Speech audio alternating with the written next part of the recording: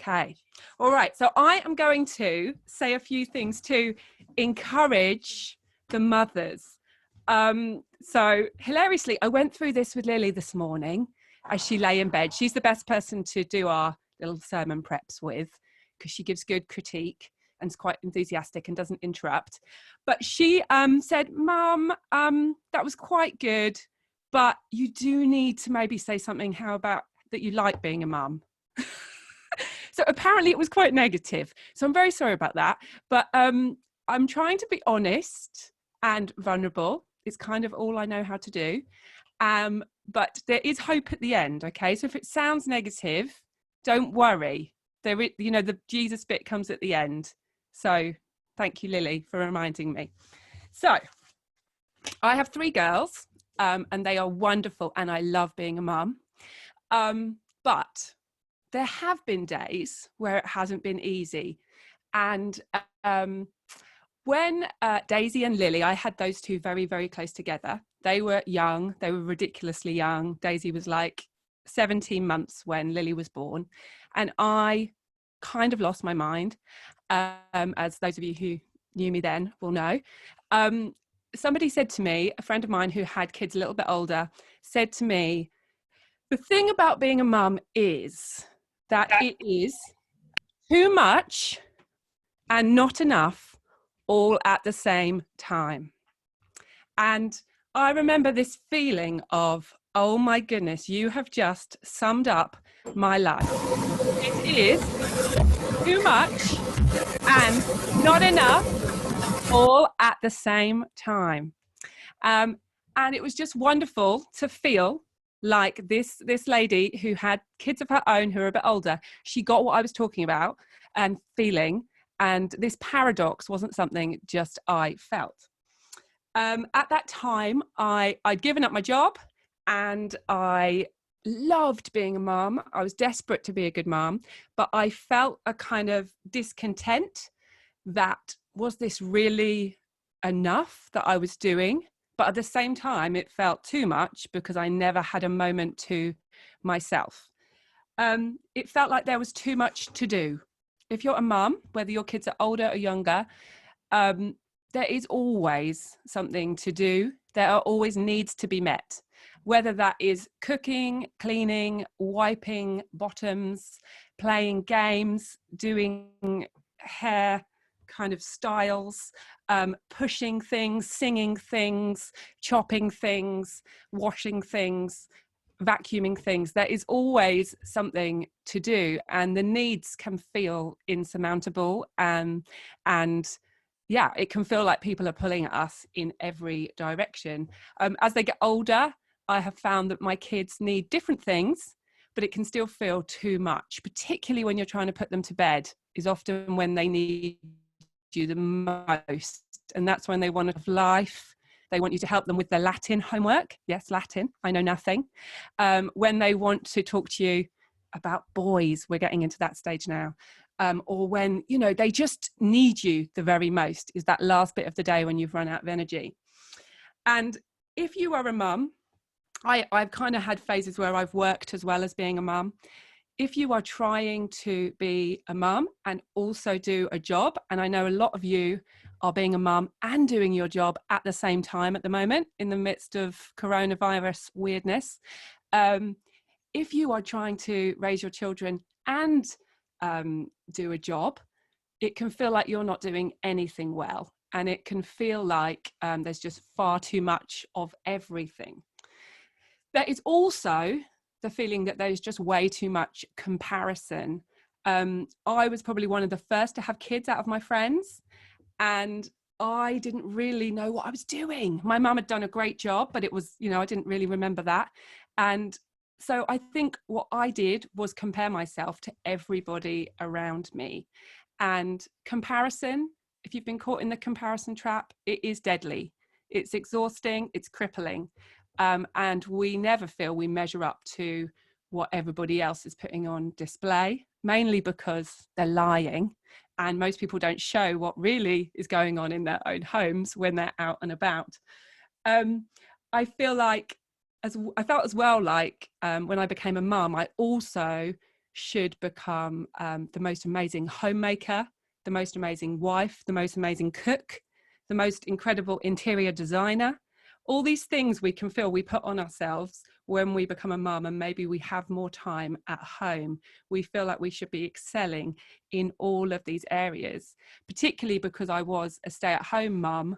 I felt that that meant I should be just absolutely amazing in all these areas. And I didn't always feel like that was the case. If I felt like I played with my kids a lot and was creative and let them make a mess, often that meant that the house was insane and we had frozen pizza for tea.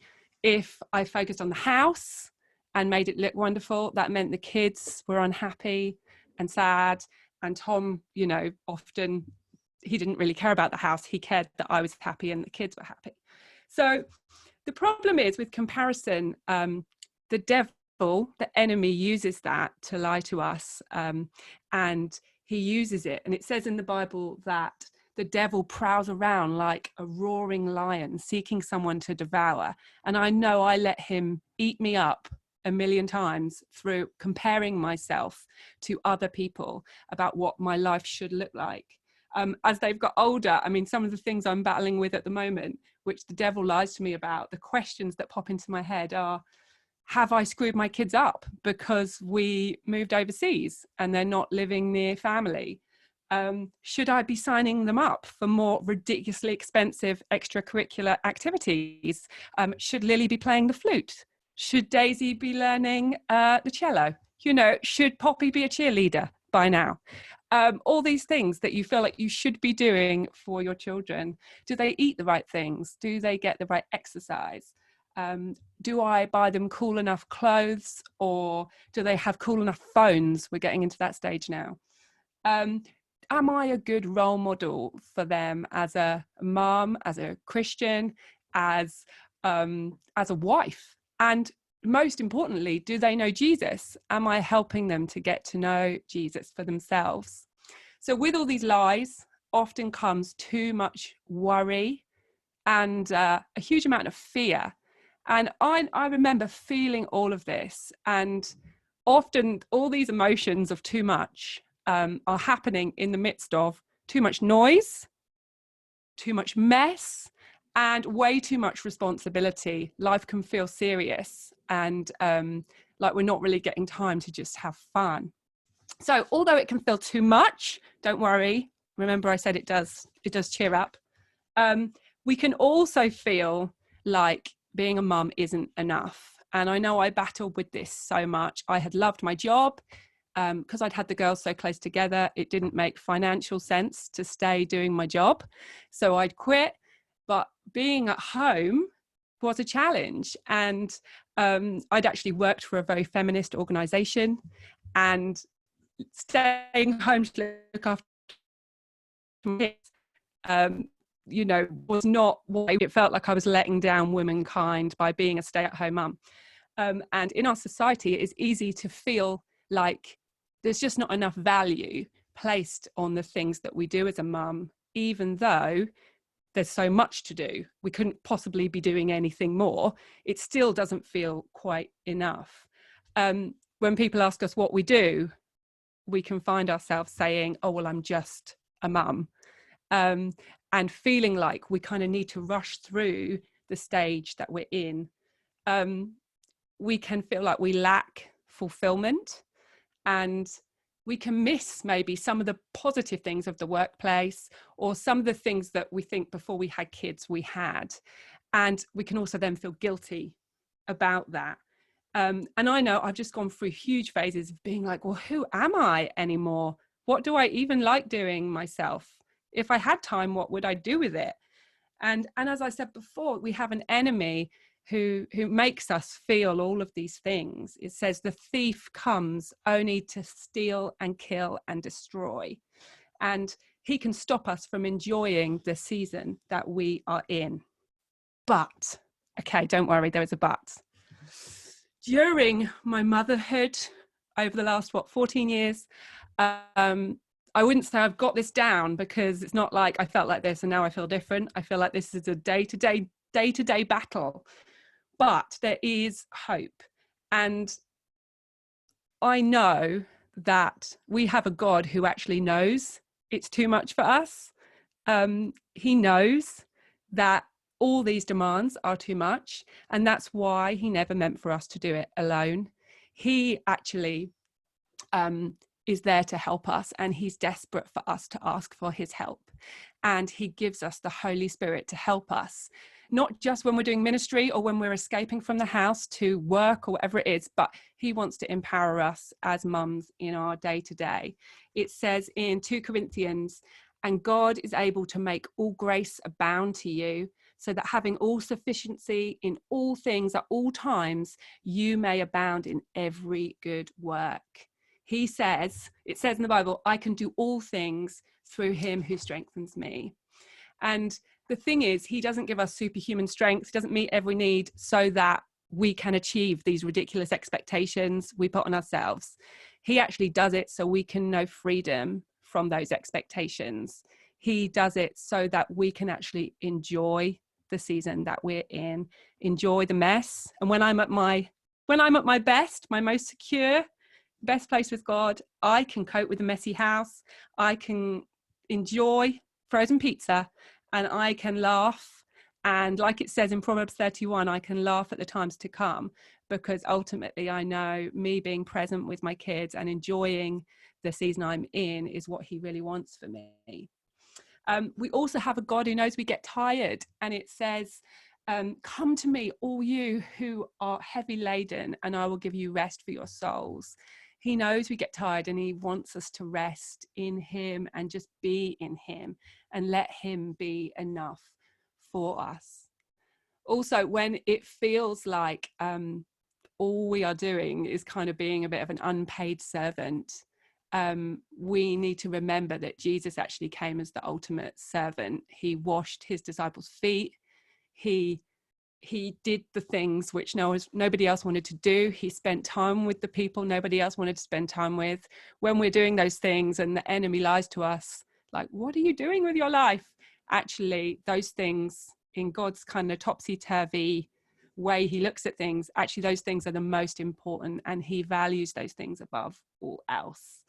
And we also, lastly, have a God who loves our kids more than we do.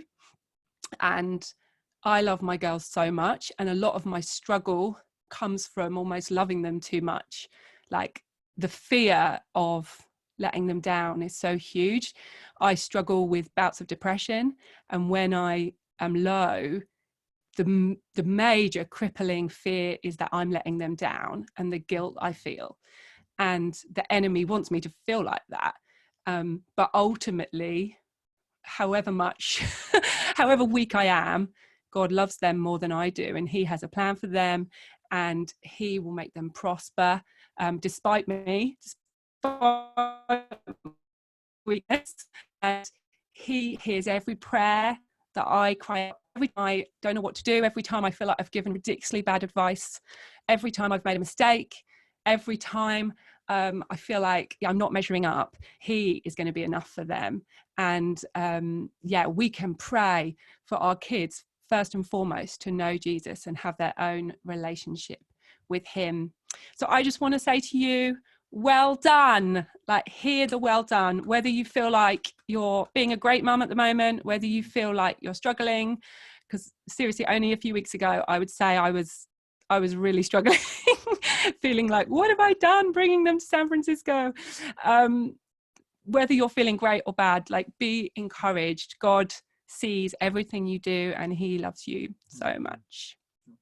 The end.